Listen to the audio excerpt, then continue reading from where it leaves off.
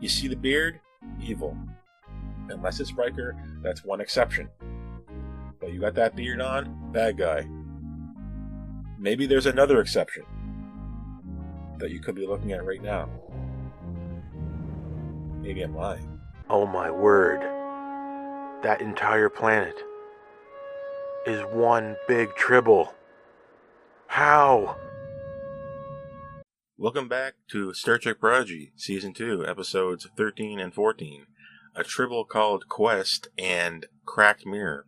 If you've been watching Star Trek for a while, you're going to know what these two words mean, tribble and mirror.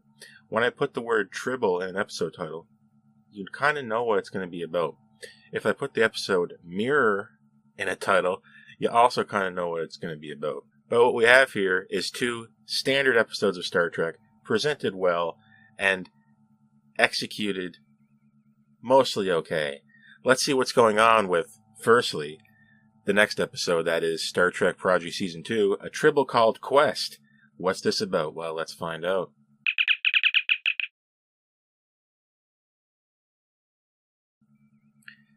You remember last time in Star Trek Prodigy, we got to space, we got off Chakotay's rock, Isida. Gotta remember to go back there later, eh? We're missing something. What are we missing? The ship is called the Protostar. What do you think it has inside it? A protostar, that is a baby star, a star that's not fully formed. The ship is powered by containing one of these. You know, kind of like how a Romulan ship usually will contain a black hole or something like that, if that's to be believed. I don't know, I've never been on one. But we need a protostar to power our, protostar ship. And we get a little science lesson from Rok-Tahk. A science lesson about how stars work. And then we see the science get gradually more and more magical as it goes on. But I appreciate the effort here. You see, Rok-Tahk says to us, kind of like in a science log type thing, you know how logs work, captain's log, those things. Except this one's from Rok-Tahk. A star's initial properties affect the star's final properties. That is, the energy it gives out is affected by what you put in. So if a star is, compressed hydrogen, eventually explodes, it causes a chain reaction of fusion, giving off energy in the form of heat and whatnot like that, radiations. The star is this type of star, but we need a very special star for a very special ship. So we need a thing called bosonite. Oh no, we need to go down to a planet to get a new beryllium sphere. I mean bosonite.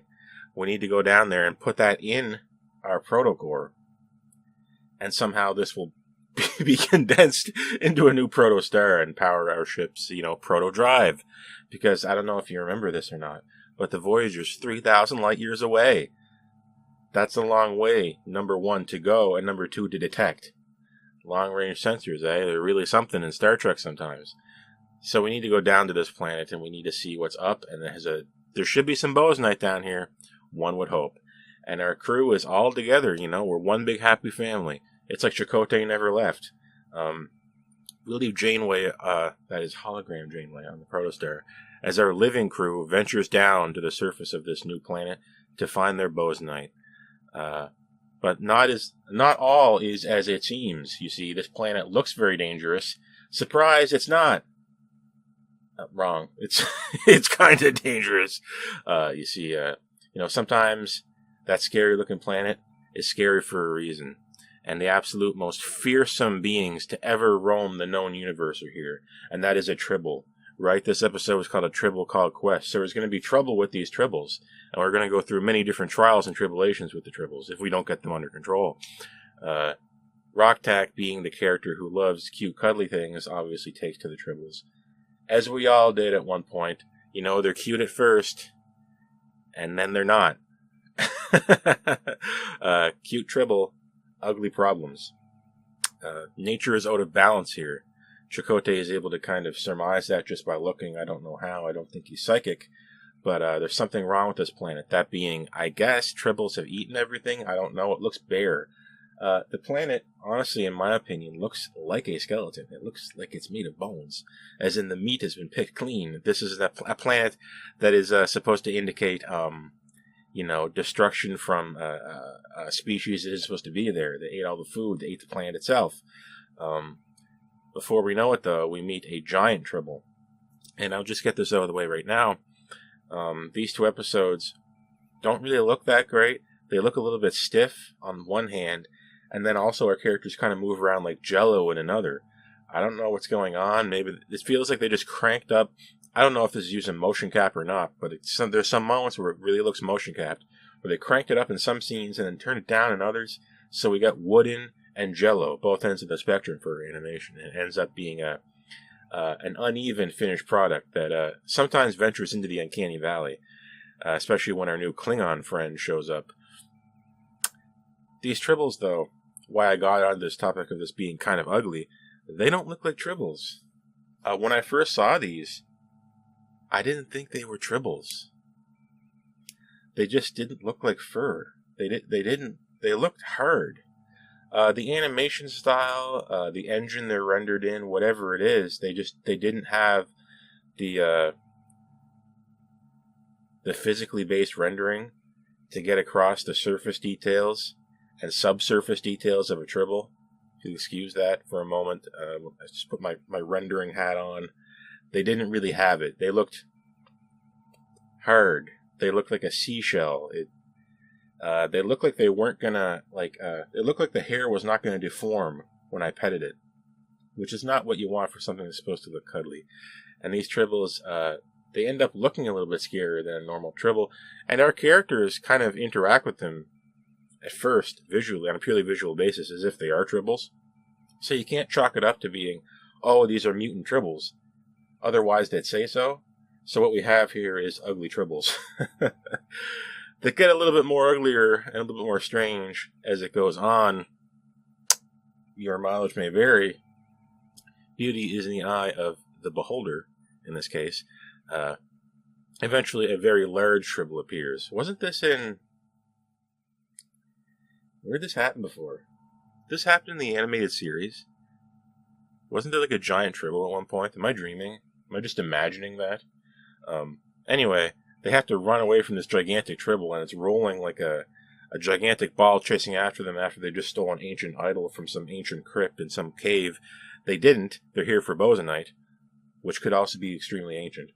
They run away. Zero doesn't make it. Zero enjoys the pain because Zero is feeling things for the first time, so who can blame them? They need to get off this cliff, so they're going to go down this cliff, and the tribble's going to roll off the edge, and they'll be safe that way. Murf to the rescue again. Murf, MVP. Murf, valuable player. Most valuable officer. Security. There's no one... I'm starting to think that Murf might be who I would pick for security over like everyone else in Star Trek. Murf is crazy. Murf seems to never fail. Murf is amazing. So versatile and smart. And it seems like you can kind of explain things to Murf too. And Murf will get it. If we can just get that translator working. If we get a translator on Murf, we're golden. If we could figure that out, get back on that, Jankom. And Rok-Tahk as well. I think you guys could figure it out. Put your heads together. You'll notice that when Murf creates kind of like an arm bridge for our characters to slide down on as they go off the cliff, it cuts perfectly away right before Rok-Tahk is about to get on the arm ladder. That's because it was going to cause some kind of weird physics problem. Because our other characters are light, and they can rappel off the end and kind of like bounce back like some kind of guitar string on Murf's arms. But can Rok-Tahk do that? Rok-Tahk, I assume, is very heavy. And when Rok-Tahk's going straight down, is Murf's arm going to provide any kind of support? There's a reason they cut exactly at that moment. Go back and watch it. Of course, that doesn't really matter for, the fate of our characters. As we do get off this edge, we do manage to save Dal as he slides off the edge a little bit further than we expected, trying to save those transporter pattern beacons. They've been using these for a long time in Star Trek. If we can't get an object to register on the transporter correctly, we put these little batons down, and we create a field around it that enhances the pattern. Right, so we're going to have to do that to get this bosonite out of it, because it could be in a cave system. So Dal, by the way, we're back to brave Dal here. We've seen despondent and sad Dal. Now we're back to heroic Dal, and I'm very happy for it. Dal did save those transporter beacons, and he did almost fall off this cliff, but he was saved by Murf, so we're okay. Zero's been rolled over, but like I said, Zero kind of enjoys it, so I don't really know what to make of that. But I do know what to make of one thing here, is that we found a Klingon. Guys, we found a Klingon.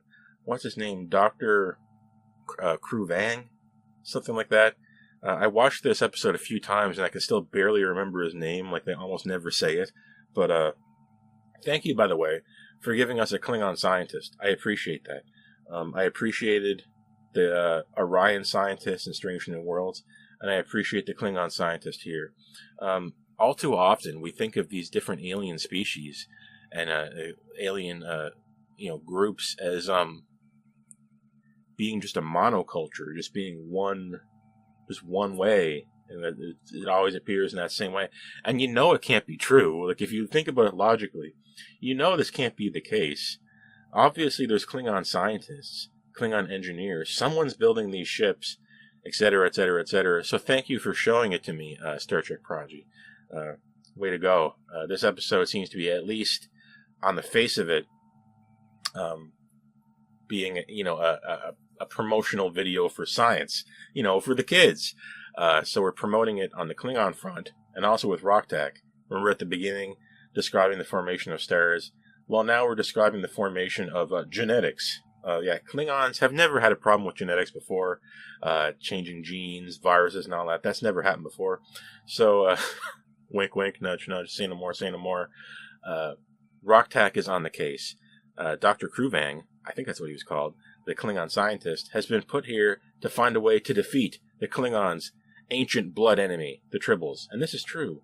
Klingons have been menaced by tribbles on more than one occasion, and it's time they put a stop to them.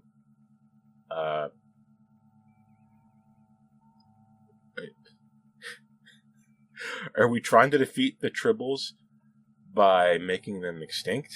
Is that okay? Is that what we want to do? This is just the first of many different gray ethical questions in this episode that we kind of just gloss over. And nobody nobody thought to ask the Klingon, when we make this virus and we get it to work in your unsanitary lab on your admittedly beautiful looking bird of prey, are we going to spread this to all the tribbles? It seems like you're trying to make a virus. We don't want to get rid of the tribbles, do we? Right? I don't think this never really comes up.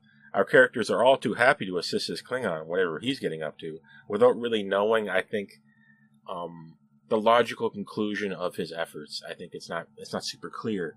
But this Klingon has been posted here to save his people from the tribbles, and I guess that's what we're going to do. I don't know what it has to do with this. This has to do with the bosonite. That's what maj'el says. We do find out that the bosonite deposit is inside the Omega tribble nest. So now it's a problem-tunity.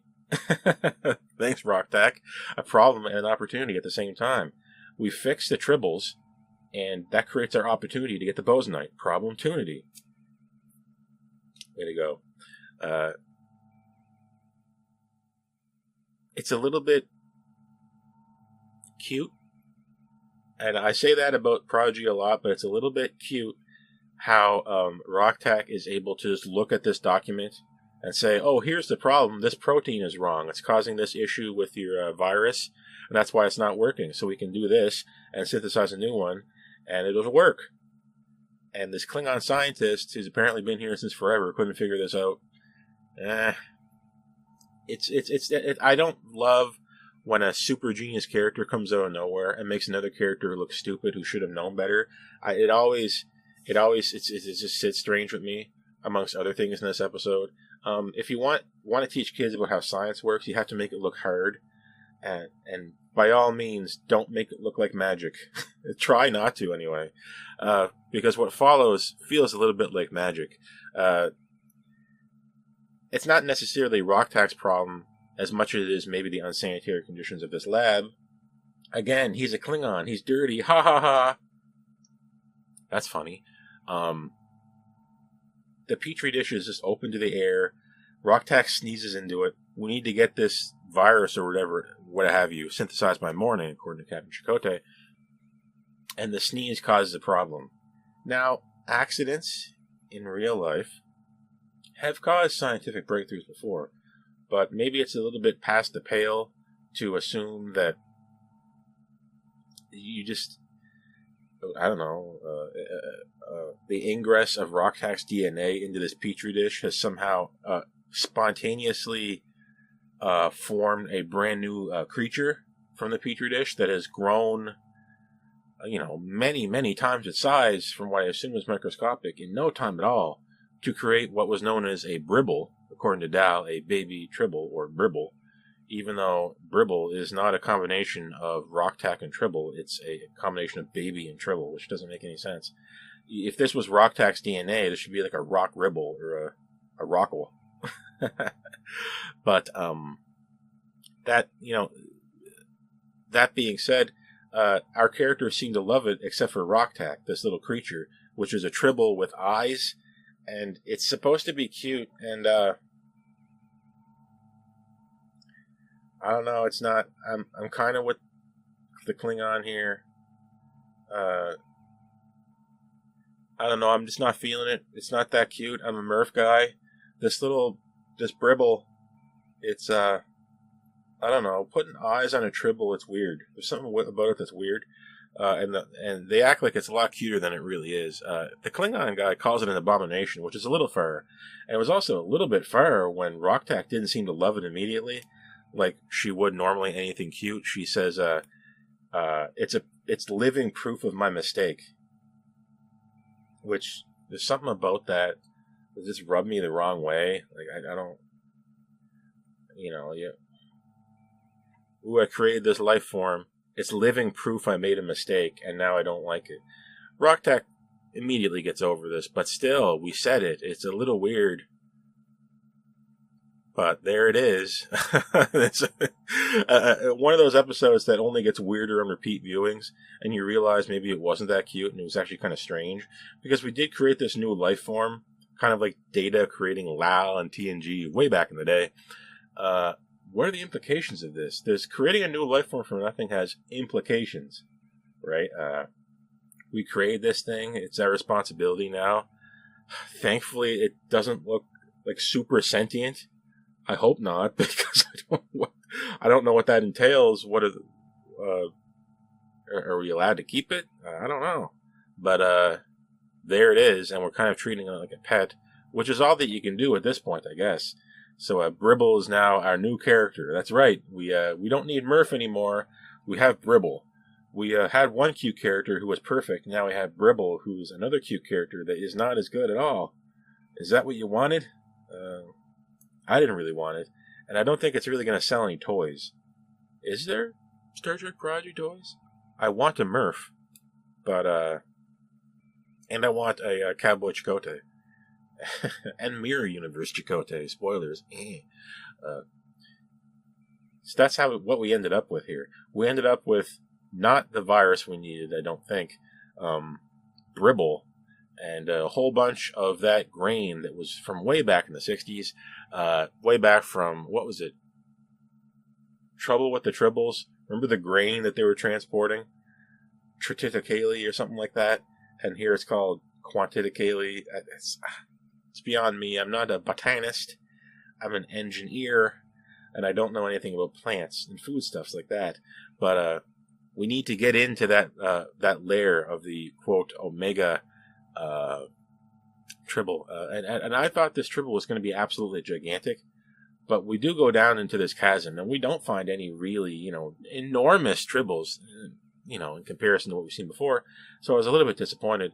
But we go down there, and, all of what we were trying to do here isn't really working. This virus, I guess, does nothing. The Klingon is going to lose his honor, and I think we're going to get killed as well. Dr. Kruvang, if I'm getting that right, it's going to be embarrassing if I'm not, tries to take a disruptor to the bosonite vein. Very dangerous, according to maj'el. It would disrupt this whole cavern, kill us, end the mission. And you might die with honor, maybe, but we die without our bosonite, and that would be the end for Star Trek Prodigy, which is not what maj'el says, because maj'el does not know that she is in Star Trek Prodigy, as the rest of our characters do not know that they're even in Star Trek. If they did know they were in Star Trek, like a Lower Decks character, they'd be able to solve this problem in some weird, novel, fourth wall breaking way. But they don't. Just in the nick of time, Bribble crawls out from behind Rok-Tahk's back and starts screeching and communicating with these tribbles.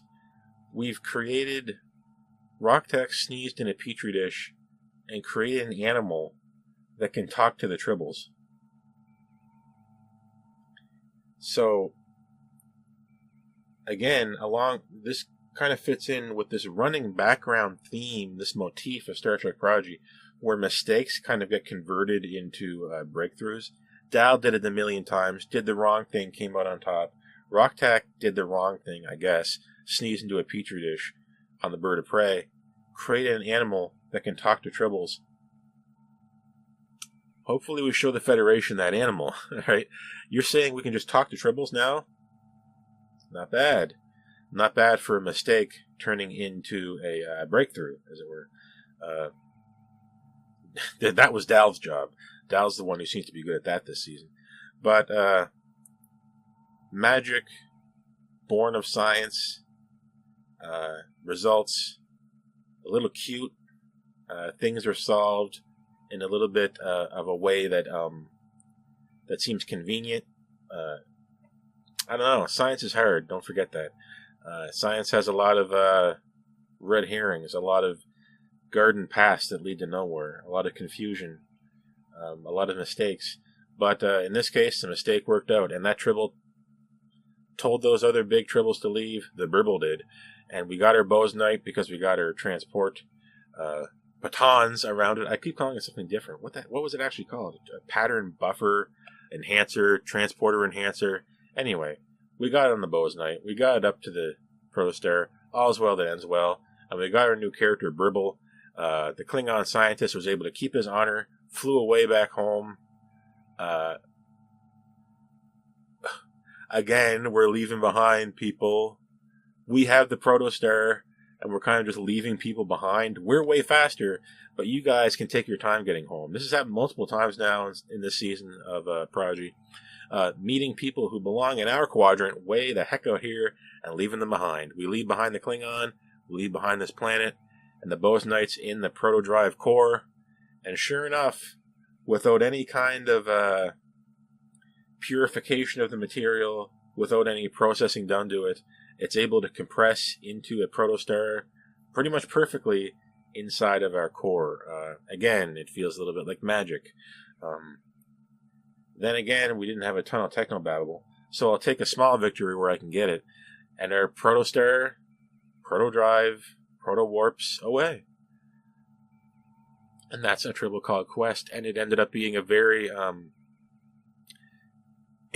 When you say an episode is about tribbles, you expect tribbles to be growing out of control, causing a problem, and we solve the problem in a novel way that ends up being heartwarming.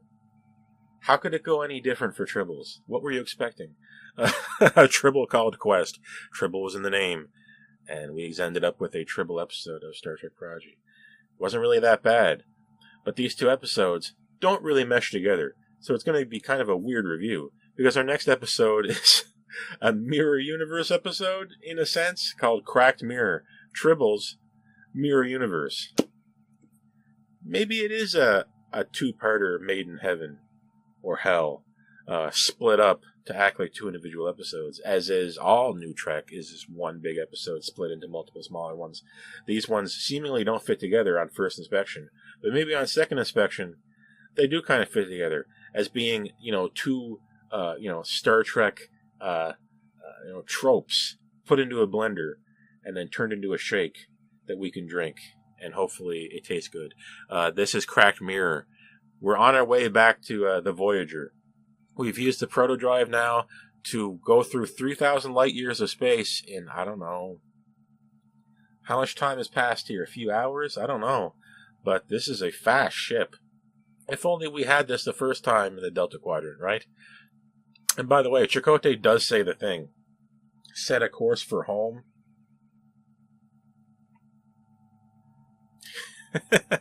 Home being Voyager. the Voyager A. They do get to the Voyager, but there's a problem.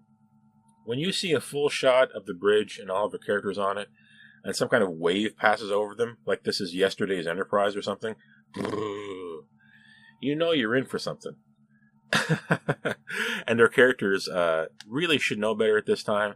I know we're not in Lower Decks, but we're in Star Trek, and we've been through a lot of stuff.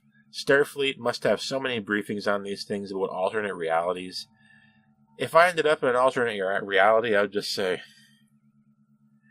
again? Again? We're doing it again? And that's what we're doing this time in Cracked Mirror. Chakotay does indeed say he's been through something like this before, so they do pay lip service to the idea that going to alternate realities, different timelines, and that kind of thing is par for the course.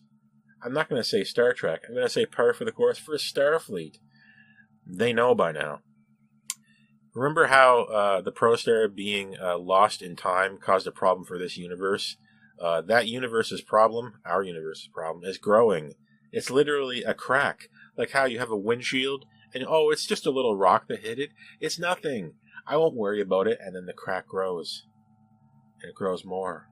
And the window splits. And it's too late. And you can't fix your windshield, and you gotta get a new one. That's what happened, except it happened to the fabric of space. And when this proto-drive activated and the Protostar got to the Voyager A, it didn't get to the Voyager we were expecting. It got to a Voyager stuck in a crack in space. That is a Voyager from a different timeline. They go over the Voyager, and let me tell you, Chakotay cleans up nice, but he's 10 years older, but doesn't look any older, really.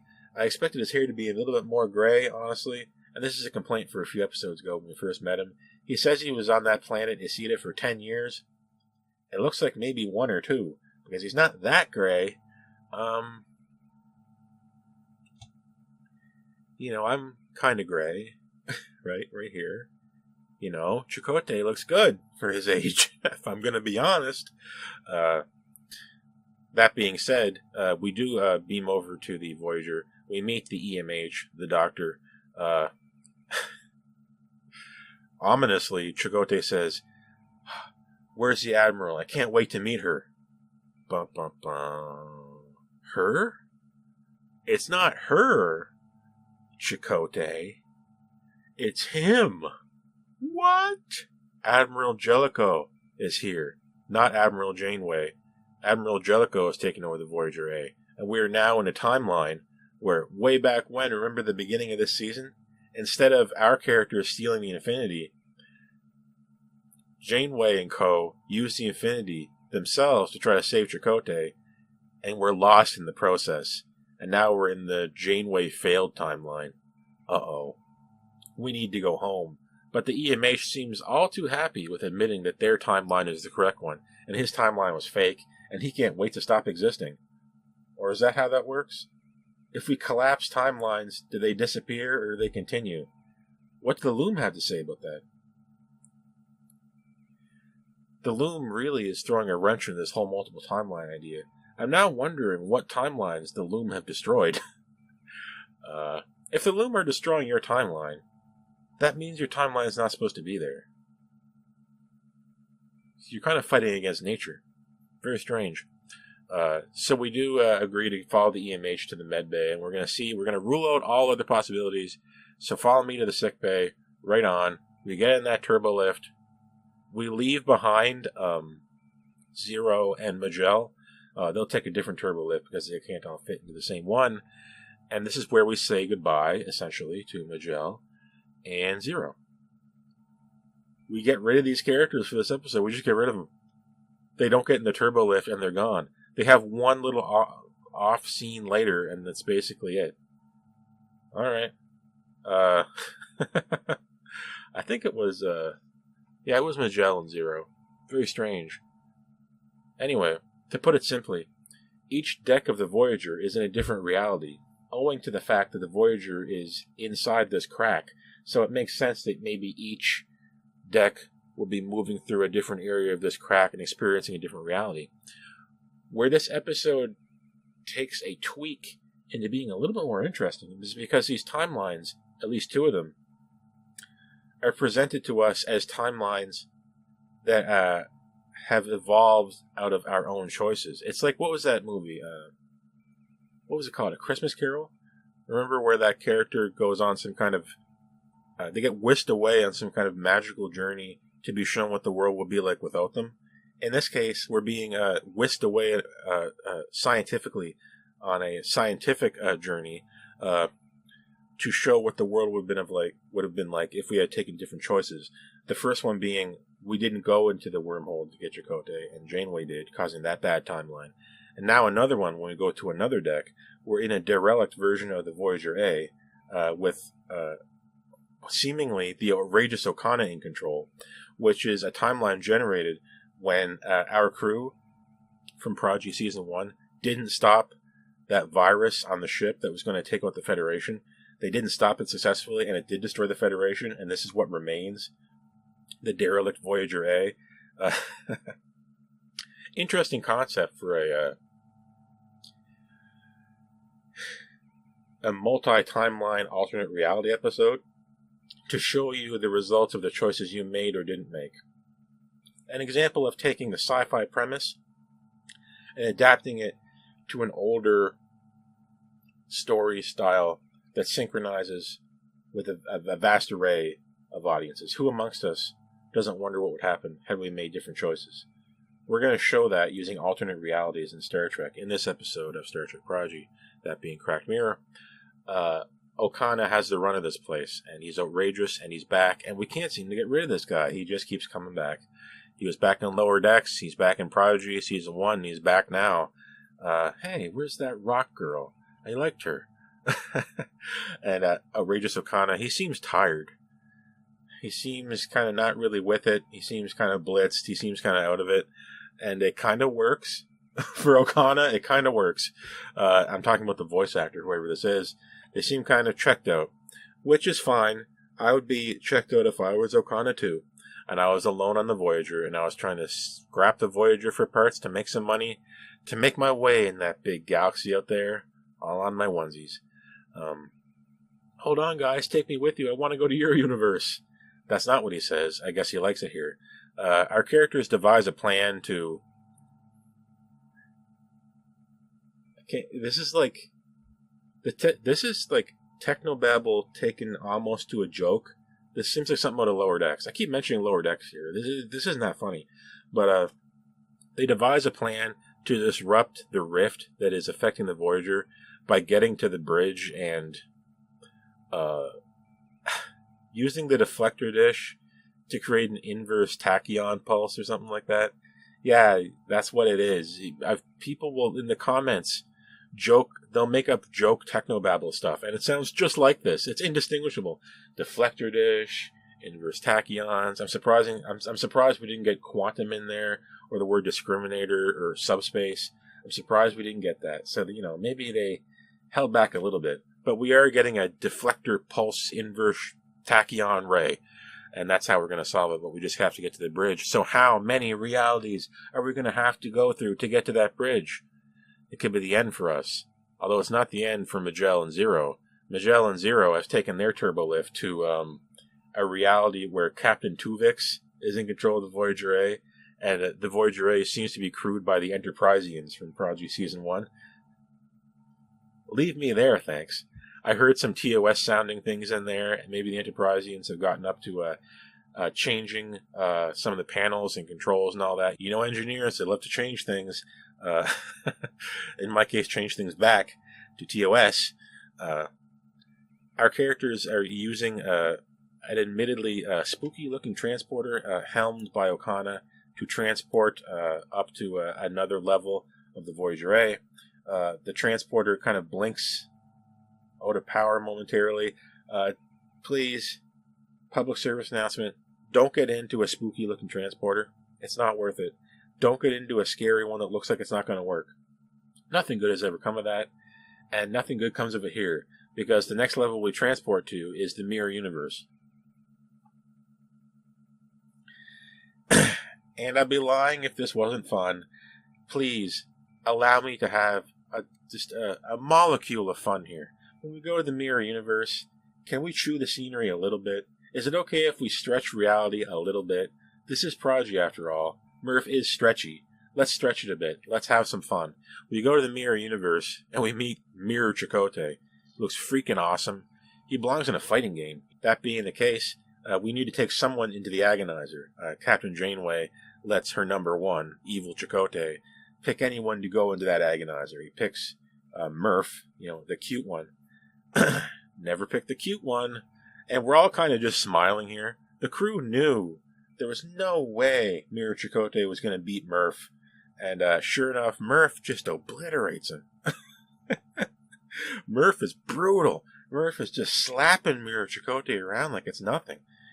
Murf, I want to see Odo versus Murf. What would happen there? Odo changing into different things, and Murf stretching so far and so fast and just whipping around. It would be really cool to see that. But I don't think that's really going to happen. Or the little fantasy ideas we can imagine in our minds. What do they call it? A fanfic.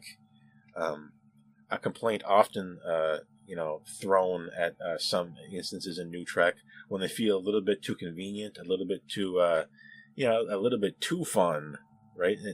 Fun in a way that reality is not, fanficky.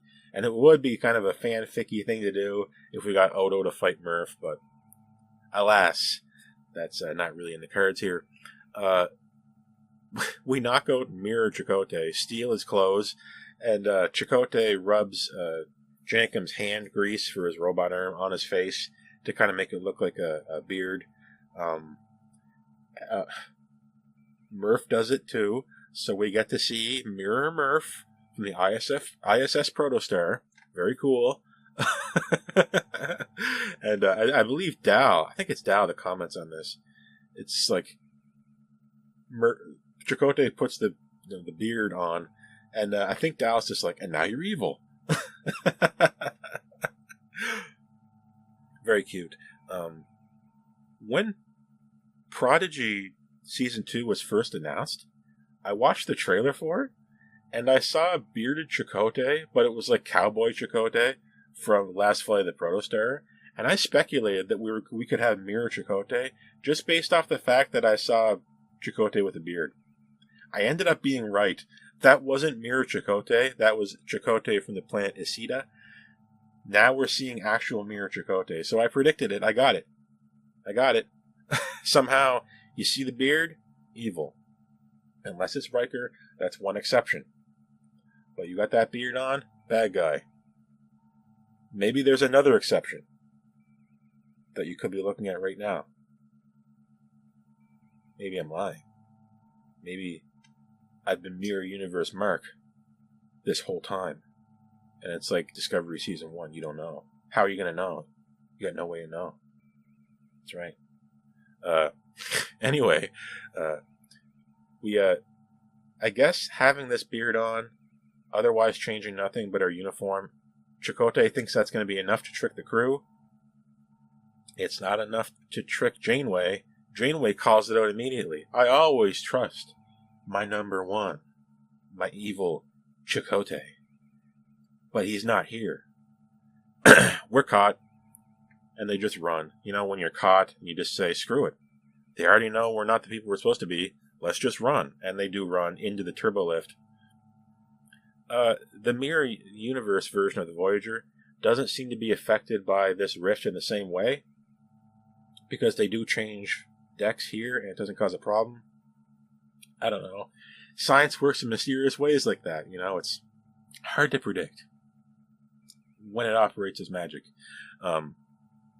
We need to get to the bridge to use the deflector dish to create the inverse tachyon pulse. We need to techno-battle up this problem. And we should have just said that to Mirror Janeway right there. Listen, we're not from this universe. You know where we're from. You know we're Starfleet. I don't want to see you. You don't want to see me. Let me get to the bridge.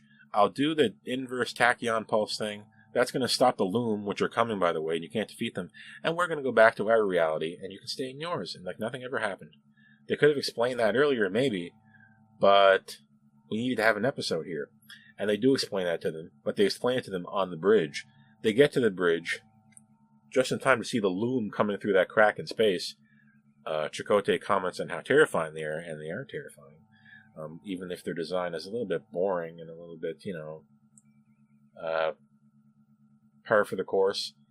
Big tentacle monster thing. Welcome to New Trek. We're trying to operate what we need to do on the bridge here to cause the pulse to happen, to fix to technobabble up the problem to save the day. But we are mired by Mirror Universe soldiers, including Mirror Universe Janeway and Mirror Universe Chakotay, held up at gunpoint or phaser point, what have you. Dal has time to captain it up, though, and Dal saves the day by kindly explaining to Mirror Janeway what I just explained to you. We need to go back to our universe, so just let us do what we got to do. We're kind of talking to each other. We're in a standoff, and the Loom are here. We're too late. The Loom are getting onto the bridge, and they're slowing down time. Guess what, though? If you've been paying attention, you're rewarded. Remember, Gwyn has that quantum displacement time band thing on. If you were paying attention, you would have said, oh, I know, Gwyn can save the day here. And she does. Set up and pay off, rewarding you for paying attention. Very well done. Gwyn is able, because she has that armband, to press the button on the control panel on the Voyager A, the ISS Voyager A, and it's able to destroy, reverse, invert, heal this crack in space, sending the Loom on their way, and reverting us back to the Voyager A. The U.S.S. Voyager A, that is. And the day is saved. You're probably wondering, wait a minute, what year is this? This is after Deep Space Nine, right? Isn't the Terran Empire a little bit messed up now? Didn't something strange happen in Deep Space Nine with the humans? You would be right. But they do mention new Terran Armada in this. So at least we're kind of, we're kind of, averting some suspicion here on behalf of the audience by just calling it the new Terran Armada. I don't want to spoil all of Deep Space Nine, but things don't go so hot for the Terrans in Deep Space Nine. That is the Mirror Universe version of that show, of that time period. But, history takes many strange turns. History has many cunning passages, as well as does the future. And speaking of that, we've been through a lot of alternate realities here.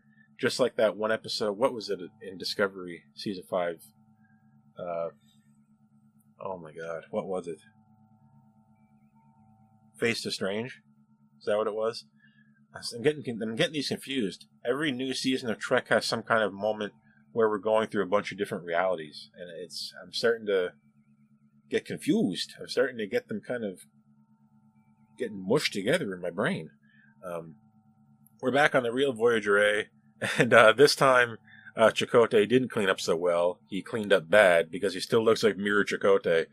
And humorously, our Chakotay reintroduces himself to our Admiral Janeway while dressed up as Mirror Chakotay. What do you know? And you know what? We're in the Mirror Universe. Yeah, we're serious. We're not joking. Jankom's talking about this. Even the whales were evil. They remember the whale on the Voyager A? They had an evil whale on the ISS Voyager A. Remember what I said about allowing me to have just a molecule of fun? You're probably saying, they'd never have whales on the ISS Voyager A in the Mirror Universe. Meh. But we got a chance to see a Mirror Universe whale with a scar over its eye. Come on. I'm surprised the whale didn't have a beard. Maybe I would have even enjoyed it more. I don't know. If we're allowed to play fast and loose with our technobabble, maybe I can play fast and loose with stretching the reality a bit of the Mirror Universe and making them even a little bit more hilariously evil, even a little bit more mustache twirling. Why not? It's a Mirror Universe. Let's have some fun. We're back on the Voyager A, and I don't know if you noticed this, but Chakotay and Catherine Janeway kind of embrace, and it's like, oh, it feels like I was never gone. Oh, hug. And then Dal and Gwyn are looking at each other, and it said, no matter what universe I'm in, I'm glad I'm in it with you. And they kind of look at each other, and then And then it cuts to the outside view of these two ships, the Voyager A and the Protostar, and you can see the Protostar kind of like butt up against the Voyager A, and it looks like they're going to interlock for a second. Look at the frame, look at the shape that they create together, and the notch in the back of the Voyager A is kind of like filled by the Protostar, and it's like we're kind of seeing like the very first explicit imagery of starships. Chakotay and Janeway hug. Gwyn and Dal look at each other in that kind of longing way, you do, and then we see the Protostar and the Voyager kind of touch each other in frame. If we take the frame at face value, if we just look at the 2D image, it looks like they're touching each other. And the episode ends as soon as they kind of like interlock visually. What does that mean? I had to close my eyes. Avert your eyes, children. We're about to see how starships are born. We're about to see where starships come from. No, they don't come from a stork. That was Star Trek Prodigy Season 2, Cracked Mirror, and a tribble called Quest. And I would have to be totally heartless to hate these episodes. They're, par for the course Star Trek episodes generated by a factory. Crank them out. We got to get some tribbles. We got to get some mirror universe. There we go. There's your scripts. And we're just going to deliver you what you expected from these two episodes, and by golly, you're going to like it, as I did. Musically, did you hear anything? I didn't really get anything that interesting melodically from these two episodes. I heard a little bit of the Voyager theme, and something interesting at the very beginning of a tribble called Quest, but all in all, a jukebox this is not. Sadly, we're losing on the music front. Visually, I did mention that these episodes kind of look ugly. There's some moments where it looks like we're going into the Uncanny Valley animation-wise, especially in a tribble called Quest. It looks wooden in one moment and gelatinous in another, amorphous, kind of like characters moving around like they're supposed to be Murf. Especially noticeable with this Klingon guy at the beginning. So, all in all, uneven visually for an otherwise beautiful season of Star Trek. Thematically, mistakes turning into breakthroughs. That's what we're kind of putting on display, front and center, for the really little kids in a tribble called Quest. Like I said, have a heart. It's hard not to smile, even if it is kind of hitting you over the head with it, and you know how I feel about that. Turning your mistakes into successes, and then when we come around back to Cracked Mirror, we cause a problem, we fix it, and we deal with, in the process, seeing the effects of the paths we didn't take. What if we did not save the Federation from the virus on the Protostar? This is what would have happened. And similarly, we're showing stealing the Infinity, going into that wormhole, almost a mistake in itself, ended up saving Janeway. Again, mistakes into successes. You can see that theme actually running through both of these episodes, intentional or not, on behalf of the creators, I don't know. Sometimes these things just kind of leak out. Writers have a subconscious as well. So you see, the choices you make are important. And sometimes the mistakes you make are important as well. Ask Dal, ask Rok-Tahk. Here it is on full display. Plot-wise, this is where we're kind of, if you look at the beginning of the first few episodes, here's what I always say. Where did you start with? How'd you start? How'd you end up? We started with, we needed the bosonite for a Protostar drive. We got it. Good. We got to the Voyager A at the beginning of Cracked Mirror. At the end of Cracked Mirror, we got to the Voyager A. The end point is the same as the start point. If you're really telling a good story, that can be good, but if your story ain't top-notch, I'm going to be looking to plot for some meat on this skeleton. And it just wasn't pulling its weight in that regard. It's just another A to B, but then we go whoop to get to B. Or in this case, A to A. Very strange. but all too common in new Trek when we need to keep you subscribed. For that reason, the plot of these 2 episodes, especially with Cracked Mirror, is not really delivering a lot. Not delivering a lot plot-wise, not visually. Thematically, there's something going on. It's definitely present. So for all those reasons summed up, I'm going to have to go with just a solid 6 on this. I liked it a little bit more, or maybe about as much as the first 2 episodes. I'm not sure. I'll definitely go back and review all these in my mind when I do my numerical values for each individual episode at the end of the season, which is coming up soon. We're over halfway now. I'm Lieutenant Mark, and I'm going to see you the next time I see you. I'm signing out right now. Goodbye. And I'm definitely not Mirror Mark.